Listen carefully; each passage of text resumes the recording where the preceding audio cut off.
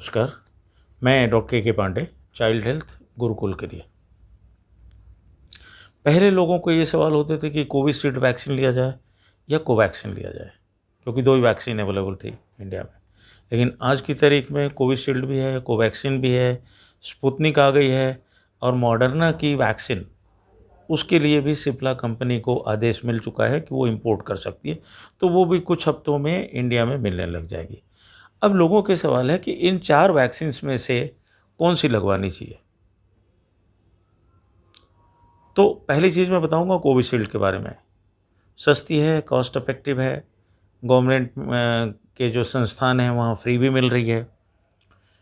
Foreign travel किसी को करना है तो उसके लिए ज़्यादा अच्छी है, क्योंकि ये 180 देशों में लगाई जा रही है और बहुत सारे देशों में इसकी परमिशन मिल चुकी है, तो आपको प्रॉब्लम नहीं होगी। अगर बाहर जाना है तो ये माना जाएगा कि आपको वैक्सीन लगी है ज़्यादातर देशों में।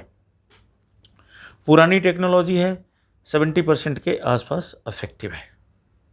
इंडियन है तो अवेलेबल रहेगी दूसरे डोज के लिए भी, आपको प्रॉब्लम कोई नहीं होगी। अब आते हैं दूसरी कोवैक्सीन के बारे में।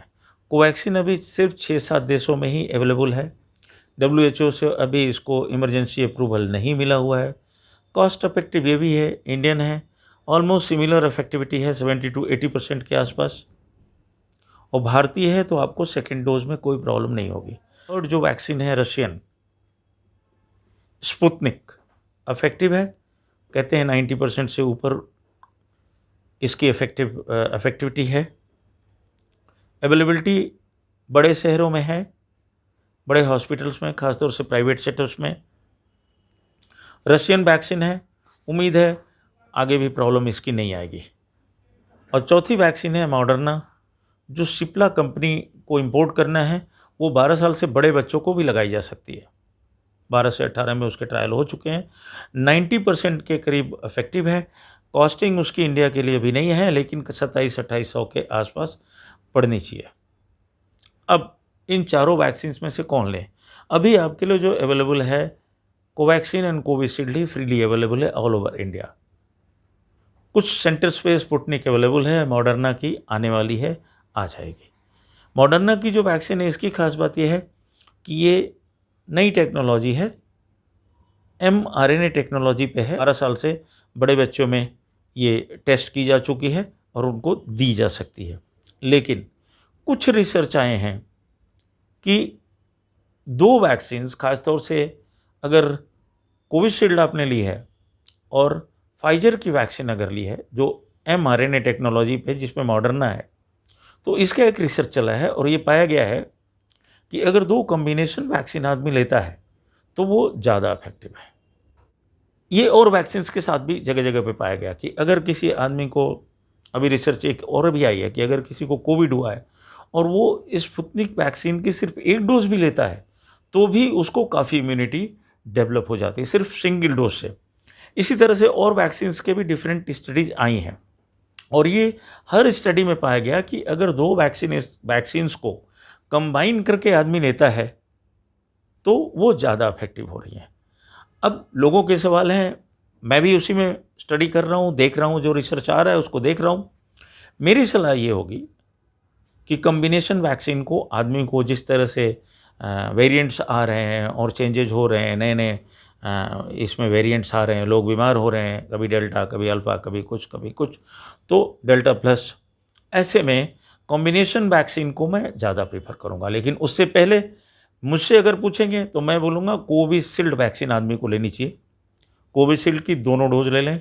6 महीने से 9 महीने के बाद और ज़्यादा रिसर्च आ जाएगा, और अगर वो रिसर्च इसी तरह से सपोर्टिव होता है, ये एविडेंस देता है कि mRNA वैक्सीन लेने से ज़्यादा असर करती है, जिसका रिसर्च चल रहा है ऑलरेडी, कोविशील्ड से और फाइजर की वैक्सीन का रिसर्च चल रहा है, और अभी तक जो डेटा है उससे ये लग रहा है कि वैक्सीन जो है, जो कॉम्बिनेशन होगी इसका, ये ज़्यादा इफेक्टिव होगी।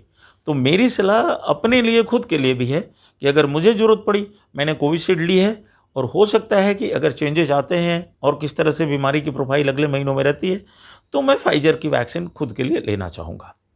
इसी तरह से और वैक्सीन्स का है, लेकिन कोविशील्ड और फाइजर की बताने की वजह मेरी सिर्फ ये है कि इस पे ऑलरेडी रिसर्च चल रहा है और ये ऑथेंटिक होगा, एविडेंस बेस्ड होगा। लेकिन कोई भी मिक्स्ड वैक्सीन आदमी ले सकता है अगर उसके लिए रिसर्च है, एविडेंस बेस्ड है और डाटा पब्लिश्ड हो चुका है। आप अपने डॉक्टर से इसकी बात कर सकते हैं, लेकिन इमीडिएटली मैं राय दूंगा कोविशील्ड और कोवैक्सीन जो भी आपको मिलती है ले लें। उसकी इम्यूनिटी कम से कम 9 महीने तो रहेगी। उस 9 महीने में बहुत कुछ बीमारी का प्रोफाइल क्लियर हो जाएगा, पता लग जाएगा किस तरह से थर्ड वेव, फोर्थ वेव आ रही है, नहीं आ रही है, कितना क्या हो रहा है, लोगों का बिहेवियर पैटर्न क्या है और कैसे इंडिया में अनफोल्ड हो रहा है सिचुएशन।